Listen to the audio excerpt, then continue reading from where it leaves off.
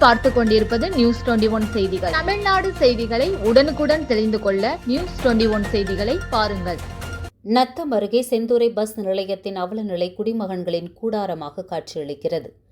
திண்டுக்கல் மாவட்டம் நத்தம் ஊராட்சி ஒன்றியத்திற்குட்பட்ட செந்துறை பஸ் நிலையம் மற்றும் கடைகள் கட்டி 10 ஆண்டுகள் கடந்தும் திறக்கப்படாத அவலநிலை உள்ளது. செந்துறையை சுற்றி சுமார் 20க்கும் மேற்பட்ட குக்கிராமங்கள் மற்றும் மலை கிராமங்கள் அதிகமாக உள்ளது. மேலும் இந்த கிராமங்களுக்கு ஒரு மைய பகுதியாக செந்தூரை விளங்குகிறது.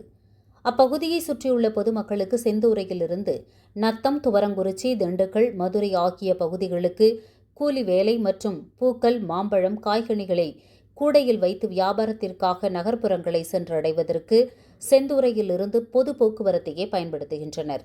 இதன் காரணமாக கொண்டு 2015-2016 நிதியாண்டில் சட்டமன்ற உறுப்பினர் நிதியிலிருந்து பல கோடிகள் மக்கள் வரிப்பணத்திலிருந்து ஒரு பேருந்து நிலையம் மற்றும் 16 கடைகளை கொண்ட வணிக வளாகம், திருமண மண்டபம் உள்ளிட்ட வசதிகளை அப்பகுதி மக்களுக்கு ஏற்படுத்துவதற்காக தொகுதி சட்டமன்ற உறுப்பினர் நத்தம் இரா விஸ்வநாதன் ஏற்படுத்தி கொடுத்திருந்தார்.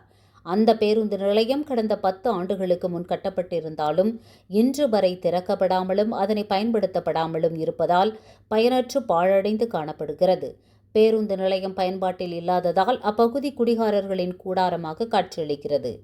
திருமண மண்டபம் மட்டுமே அவ்வப்போது பராமரிக்கப்பட்டு அப்பகுதி மக்களுக்கு 4000 மட்டுமே வாங்கிக் கொண்டு குறைந்த வாடகைக்கு ஊராட்சி நிர்வாகம் கொடுப்பதால் பொதுமக்கள் பயன்படுத்தி வருகின்றனர்.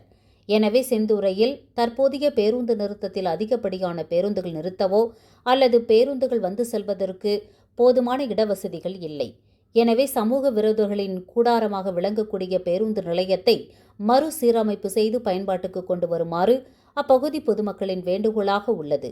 மாவட்ட ஆட்சி நிர்வாகமும் உள்ளாட்சித்துறையும் கவனத்தில் கொண்டு உடனடியாக சீர் செய்து பொது பயன்பாட்டிற்கு கொண்டு வருமாறு சமூக ஆர்வலர்கள் கோரிக்கை வைக்கின்றனர்.